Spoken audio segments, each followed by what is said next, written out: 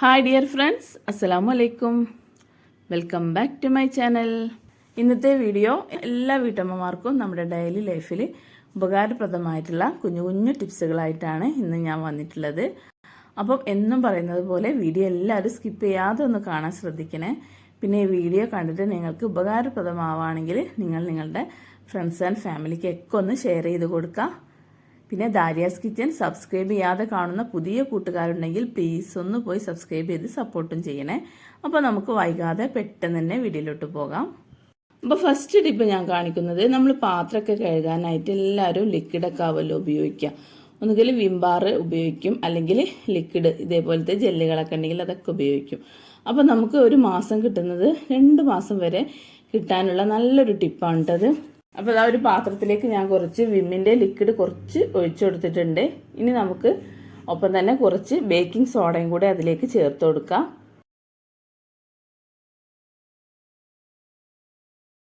അതിനുശേഷം കുറച്ച് വിനാഗിരിയും കൂടെ ചേർത്തിട്ട് ഇത് നന്നായിട്ടൊന്ന് മിക്സ് ചെയ്തെടുക്കട്ടോ. അപ്പോൾ വിനാഗിരിയും ബേക്കിംഗ് സോഡയും ചേർക്കുന്നത് കാരണം നല്ലൊരു പതപതയായി പതഞ്ഞ് പൊങ്ങി വരും.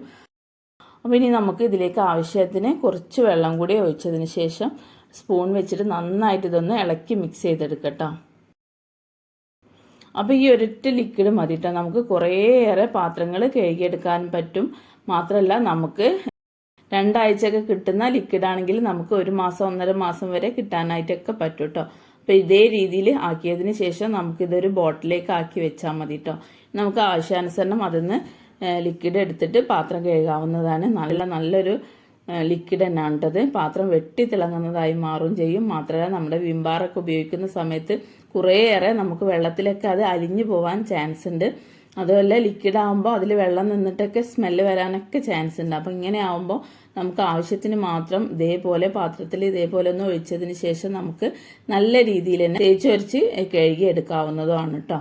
അപ്പോൾ ഇതാ ഞാൻ പാത്രം എടുത്തതിന് ശേഷം ഇതേ രീതിയിൽ ഒരു സ്പൂൺ വെച്ചിട്ട് കുറച്ച് മാത്രം പാത്രത്തിലേക്കൊന്ന് ഒഴിച്ചതിന് ശേഷം ഇനി നമുക്ക് ഒരു സ്ക്രബ്ബർ വെച്ചിട്ട് നന്നായിട്ടൊന്ന് ഉരച്ച് കൊടുക്കട്ടോ. അങ്ങനെ ഉരച്ച് തേച്ചതിന് ശേഷം നമുക്ക് നല്ല രീതിയിൽ തന്നെ പാത്രം വെട്ടി തിളങ്ങുന്നതായി മാറാനായിട്ട് പറ്റും കേട്ടോ. അപ്പോൾ എപ്പോഴും നമ്മൾ ഈ സ്ക്രബ്ബർ അതിൽ മുക്കിയെടുക്കേണ്ട ആവശ്യമില്ല. ഇതേ രീതിയിൽ നമ്മൾ പാത്രത്തിൻ്റെ മുകളിൽ കുറച്ചൊന്ന് ഒഴിച്ചു കൊടുക്കുമ്പോഴേക്കും പാത്രം നല്ല പൊതർന്ന് നല്ല ചെളിയും അഴുക്കൊക്കെ പോയി കിട്ടാനും പറ്റും. മാത്രമല്ല നല്ലൊരു സ്മെല്ലും കൂടിയാണ് നമ്മുടെ പാത്രത്തിന് കേട്ടോ. അപ്പോൾ നല്ല ക്ലീൻ ആയി കിട്ടും ചെയ്യും. മാത്രമല്ല നല്ല പതയുണ്ടാവും കേട്ടത്. അപ്പോൾ നിങ്ങൾക്ക് വീഡിയോയിൽ തന്നെ കാണാൻ പറ്റുന്നുണ്ടാവും. ഞാൻ കുറച്ചൊന്ന് പാത്രത്തിലേക്ക് ഒഴിച്ചു കൊടുക്കുമ്പോഴേക്കും നന്നായിട്ട് തന്നെ നല്ല പതഞ്ഞ് വന്നിട്ടുണ്ട് കേട്ടോ. അപ്പോൾ നല്ല പതയുണ്ടാവും. മാത്രമല്ല നമുക്ക് കുറേ കാലം ഈ ലിക്വിഡ് ഉപയോഗിക്കാനായിട്ട് പറ്റും ചെയ്യും കേട്ടോ. അപ്പോൾ എല്ലാവരും ഇതേ രീതിയിലൊന്ന് ഉപയോഗിച്ച് നോക്കൂ കേട്ടോ. എന്നിട്ട് നിങ്ങളുടെ ഫീഡ്ബാക്ക് കമൻസിലൂടെ അറിയിക്കണേ. അപ്പോൾ നമുക്ക് കുറേയേറെ പാത്രങ്ങൾ കുറച്ച് ലിക്വിഡ് കൊണ്ട് നമുക്ക് കുറേയേറെ പാത്രങ്ങൾ തേച്ചൊരച്ച് കഴുകാനായിട്ട് പറ്റും കേട്ടോ. അപ്പോൾ ഇതേ രീതിയിൽ എല്ലാവരും ഒന്ന് ശ്രദ്ധിച്ചാൽ നമുക്ക് കുറേ പാത്രങ്ങൾ നമ്മുടെ ഈ കുറച്ച് ലിക്വിഡ് കൊണ്ട് നമുക്ക് കുറേയേറെ പാത്രങ്ങൾ നമുക്ക് കഴുകിയെടുക്കാനായിട്ട് പറ്റും കേട്ടോ. അപ്പോൾ എല്ലാവരും ഇതേ രീതിയിലൊന്ന് ചെയ്ത് നോക്കട്ടോ. നല്ല യൂസ്ഫുൾ ആയിട്ടുള്ള ഒരു ടിപ്പ് തന്നെയാണ് കേട്ടത്. വെട്ടി തിളങ്ങുന്ന പാത്രങ്ങളായി മാറും ചെയ്യും കേട്ടോ. അപ്പോൾ ഇതേ രീതിയിൽ എല്ലാവരും ഒന്ന് ഉപയോഗിച്ച് നോക്കൂ കേട്ടോ. നമുക്ക് കുറേയേറെ മാസങ്ങളോളം നമുക്ക് ഈ ലിക്വിഡ് ഉപയോഗിക്കാനായിട്ട് പറ്റും ചെയ്യും കേട്ടോ. ഇനി നമുക്ക് അടുത്ത ടിപ്പിലോട്ട് പോകാം. അപ്പോൾ അടുത്ത ടിപ്പ് ഞാനിവിടെ കാണിക്കുന്നത്, ഇപ്പോൾ ഓറഞ്ചൊക്കെ എല്ലാവരും കഴിക്കുന്നവരാണല്ലോ. അപ്പോൾ ഓറഞ്ച് വാങ്ങിച്ചു കഴിഞ്ഞാൽ സാധാരണ നമ്മൾ അതിൻ്റെ തൊലി കളയാറാണ് പതിവ്. അപ്പോൾ നമുക്ക് അതിൻ്റെ തൊലി വെച്ചിട്ട് ഒരുപാട് ഗുണങ്ങളുണ്ട് കേട്ടോ. നമുക്ക് നമ്മുടെ വീട്ടിൽ തന്നെ ചെയ്തെടുക്കാൻ പറ്റിയ ഒരുപാട് ടിപ്സുകളുണ്ട് കേട്ടോ. നാരങ്ങത്തൊലി വെച്ചിട്ട് അതിലൊരു ടിപ്പാണ് ഞാനിവിടെ കാണിക്കുന്നത്. നമ്മുടെ കുട്ടികളിലായാലും അതേപോലെ വലിയവരുടെ ആയാലും ഷൂവിന് ഭയങ്കര ഒരു ബാഡ് സ്മെല്ലായിരിക്കും. കുറേ കഴിയുമ്പോൾ ആ ഷൂവിന് ഒരു ബാഡ് സ്മെല്ല് വരും. അപ്പോൾ നമ്മൾ വെയിലത്തൊക്കെ വെച്ചിട്ട് ഉണക്കിയൊക്കെ കഴിഞ്ഞാൽ ആ ബാഡ് സ്മെല്ലൊക്കെ പോയി കിട്ടും. അപ്പോൾ നമ്മൾ ഇതേ രീതിയിൽ നമ്മൾ ഒഴിവാക്കുന്ന നാരങ്ങത്തൊലി ഇതേപോലെ ഷൂവിൻ്റെ ഉള്ളിലേക്കൊന്ന് ഇതേ രീതിയിൽ കുറച്ച് സമയം ഒന്ന് ഇട്ട് വെക്കട്ടോ. അങ്ങനെ ഇട്ട് വെച്ചതിന് ശേഷം നമുക്ക് ആ നാരങ്ങത്തൊലി പിന്നെ അതെടുത്ത് ഒഴിവാക്കി കളഞ്ഞാൽ ആ ഷൂവിൻ്റെ ഉള്ളിൽ നല്ല നാരങ്ങൻ്റെ ഒരു സ്മെല്ലായിരിക്കും കേട്ടോ. അപ്പോൾ ബാഡ് സ്മെല്ലൊക്കെ പോയിട്ട് ഈ ഓറഞ്ചിൻ്റെ സ്മെല്ലായിരിക്കും കേട്ടോ ആ ഷൂവിൻ്റെ ഉള്ളിൽ വരാൻ പറ്റാം. അപ്പോൾ എല്ലാവരും ഇതേ രീതിയിലൊന്ന് ചെയ്ത് നോക്കുക. നമ്മൾ ഒഴിവാക്കി കളയുന്ന ഓറഞ്ച് തൊലി വെച്ചിട്ട് ഇതേ രീതിയിലൊന്ന് ചെയ്ത് നോക്കട്ടോ. ഇനി അത് മാത്രമല്ല, നമുക്ക് ഈ ഓറഞ്ച് തൊലി വെച്ചിട്ട് നമുക്ക് ഒരു സ്ക്രബ്ബറിൻ്റെ ഉപയോഗം കൂടെ ഇവിടെ നടക്കുന്നുണ്ട്. അപ്പോൾ ഇതേ രീതിയിൽ നമ്മൾ ജോലിയൊക്കെ കഴിഞ്ഞാൽ നമ്മുടെ ഗ്യാസ് സ്റ്റൗവൊക്കെ നമ്മൾ തുടച്ചിടല്ലോ. അപ്പോൾ കുറച്ച് സോപ്പിലൊന്ന് ഒരച്ചെടുത്തതിന് ശേഷം ഇതേ രീതിയിലൊന്ന് ഗ്യാസ് സ്റ്റൗ ഇതേ രീതിയിലൊന്ന് തുടച്ച് കഴിഞ്ഞാൽ നമുക്ക് നല്ല സ്മെല്ലായിരിക്കും കേട്ടോ. നമ്മൾ കിച്ചണിലേക്ക് വരുമ്പോൾ ആ ഓറഞ്ചിൻ്റെ സ്മെല്ല് തന്നെ മുന്നിട്ട് നിൽക്കും കേട്ടോ. മാത്രമല്ല നമ്മുടെ ഗ്യാസ് സ്റ്റൗ നല്ല തിളക്കമുള്ളതായി മാറാനും പറ്റും. അതുമാത്രമല്ല അതിൻ്റെ മുകളിൽ ഉറുമ്പോ കൂറേ പാറ്റ ഒന്നും അരിച്ചു കയറാൻ ചാൻസ് ഇല്ല കേട്ടോ. ഈ ഓറഞ്ചിൻ്റെ സ്മെല്ലുള്ളത് കാരണം നല്ലൊരു സ്മെല്ലാണ് നമ്മൾ കിച്ചണിലേക്ക് വരുന്ന സമയത്ത്. അതുമാത്രമല്ല ഉറുമ്പൊന്നും വരില്ല കേട്ടോ. അപ്പോൾ എല്ലാവരും ഇതേ രീതിയിലൊന്ന് ചെയ്ത് നോക്കട്ടോ. നമ്മൾ ഒഴിവാക്കി കളയുന്ന ഓറഞ്ച് തോല് വെച്ചിട്ടാണ് ഈ ടിപ്പൊക്കെ ഞാൻ ചെയ്ത് കാണിക്കുന്നത്. ഇനി അത് മാത്രമല്ല നമ്മളെ ചെടികളിൽ പ്രാണികളും അതേപോലെ പുഴുകളും ഒക്കെ വന്നിട്ട് നമ്മുടെ ചെടീൻ്റെ ഇലക്കെ നശിപ്പിക്കാൻ ചാൻസ് ഉണ്ട്.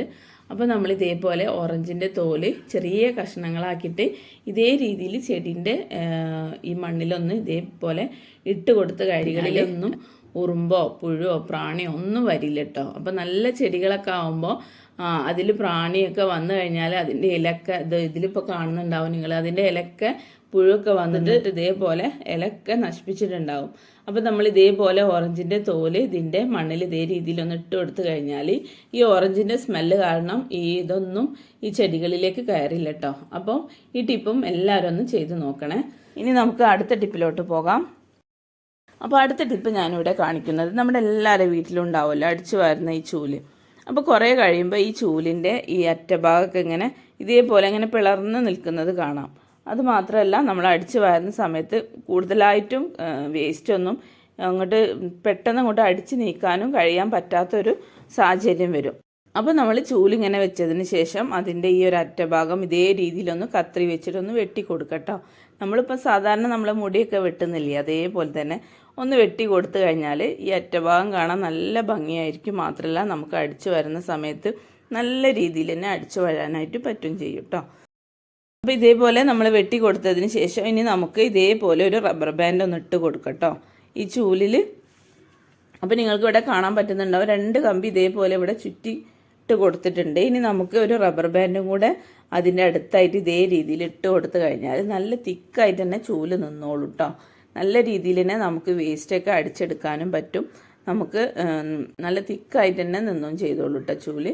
അപ്പോൾ ഇതേ രീതിയിൽ എല്ലാവരും ഒന്ന് ചെയ്ത് നോക്കട്ടോ. നല്ല യൂസ്ഫുൾ ആയിട്ടുള്ള ഒരു ടിപ്പ് തന്നെയാണ് കേട്ടത്. അറ്റഭാഗം പിളർപ്പൊന്നുമില്ലാതെ നല്ല രീതിയിൽ തന്നെ ഈ ചൂല് നമുക്ക് അടിച്ചു വരാനായിട്ട് പറ്റും കേട്ടോ. അപ്പോൾ എല്ലാവരും ഇതേ രീതിയിലൊന്ന് ചെയ്ത് നോക്കണേ. ഇനി നമുക്ക് അടുത്ത ടിപ്പിലോട്ട് പോകാം. അപ്പോൾ അടുത്ത ടിപ്പ് ഞാൻ കാണിക്കുന്നത് നമ്മുടെ വീട്ടിൽ ഇതേപോലെ നമ്മൾ തേങ്ങയൊക്കെ പൊളിച്ചിട്ട് ഇതേ രീതിയിൽ നമ്മൾ കൗണ്ടർ ടോപ്പിലൊക്കെ വെക്കുന്ന സമയത്ത് പെട്ടെന്ന് തന്നെ അതിങ്ങനെ ഉരുണ്ട് വരും.